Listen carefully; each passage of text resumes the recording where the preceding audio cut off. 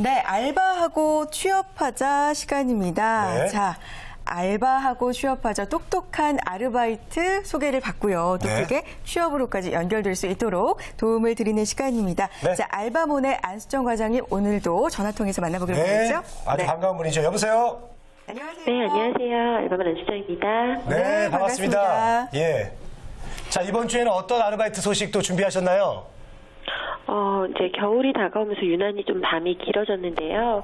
사실 심야 알바는 열대야에 하기 좋은 알바로 좀 알려져 있지만, 이렇게 또 밤이 길어지면 밤에 뭐 하나 하고 걱정하시는 그 올빼미족들에게는 또 심야 알바가 또 굉장히 그리워지는 시기이기도 하거든요. 그래서 벌써부터 긴 밤을 어떻게 보낼까 하고 걱정이 되시는 분들을 위해 좀 이 계절에 어울릴 만한 심야 알바를 소개해 드릴까 합니다. 네. 예. 자, 여름철에는 열대야 때문에 또 네. 심야 알바가 인기가 있었다면 겨울철에는 밤이 기니까 또 심야 아르바이트 인기가 있을 것 같은데요.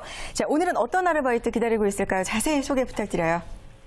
네, 여름에 심야 알바를 하실 때는 주로 그 더위를 피하는 게 목적이기 때문에 굉장히 시원한 매장이나 이런 곳을 선호하시는 경향들이 있는데요.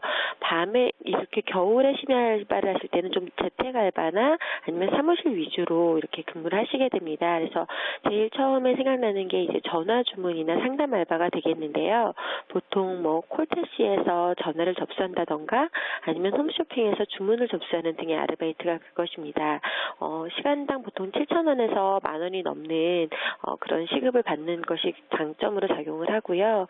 하지만 이제 밤새 좀 전화를 받아야 한다는 그런 그 심적인 압박감은 있지만 낮에 하는 전화들은 보통 그 어떤 고객 상담 차원에서 아니면 불만을 제기하는 것들도 많지만 밤에 받는 전화들은 보통 정말 주문을 위한 단순한 전화이기 때문에 훨씬 편안한 부분은 있습니다.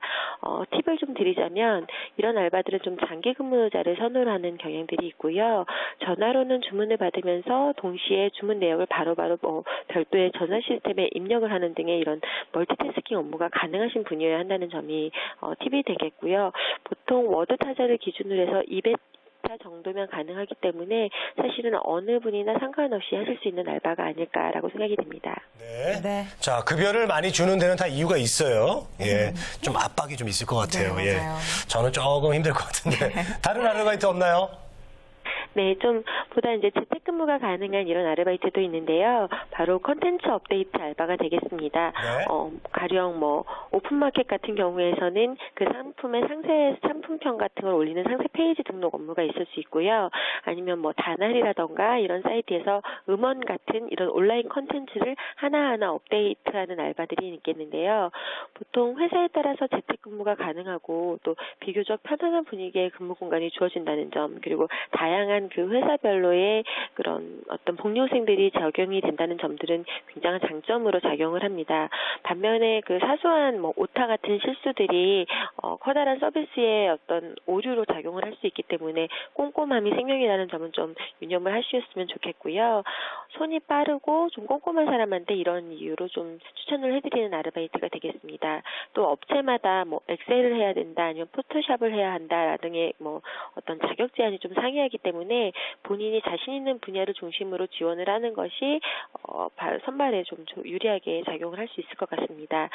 특히 그 온라인 관련 사업을 하는 그런 업체들을 보면 유난히 어떤 서비스 안정성을 위해서 심야에 하는 아르바이트가 많기 때문에 해당 부분들을 좀 꼼꼼히 살펴보시면서 각종 테스트나 모니터링 뭐 이런 단어들을 입력을 하셔서 검색을 하시면 보다 쉽게 관련 알바를 찾아보실 수 있을 것 같습니다. 네. 네. 자, 컨텐츠 업데이트 아르바이트까지 소개를 해주셨는데 성격이 꼼꼼하신 분들은 좀 잘 살펴보시면 좋을 것 같고요. 네. 자, 심야 아르바이트 하면 또 생각이 나는 게 방송국입니다. 방송국도 밤낮 없이 좀 돌아가는 그렇죠. 편이잖아요. 그렇죠. 예. 관련된 아르바이트 없을까요? 네, 방송국 같은 경우는 워낙 그 새벽이라던가 밤에 쏟아지는 프로그램들이 많다 보니까 항상 그 시간 여유가 없이 빠르게 돌아가고 있는데요. 그래서 관련해서 뭐 영상 인코딩이라던가 자막 입력 아니면 각종 속보 같은 것들을 접수하는 등의 어떤 사소한 사무보자 알바들이 굉장히 많은 편입니다. 그래서 방송국에서 자신의 실무를 경험하면서 앞으로 방송 쪽으로 좀 꿈을 꾸고 있는 분들이 경험하기에 좋은 아르바이트가 아닐까라고 생각이 되는데요. 하지만 그 굉장히 정신없이 바쁘게 돌아가고 업무량도 만만치 않고 뭐 야근이 많다는 점, 뭐 이런 것들은 좀 단점이 될 수 있을 것 같습니다. TV라면 방송국에서 직접 채용하기보다는 그 관련 인력을 모집하는 아웃소싱 회사를 통해서 근무하는 경우가 훨씬 많기 때문에 이런 점을 유념해서 지원을 하시면 보다 쉽게 채용이 될 수 있을 것 같습니다. 네. 네.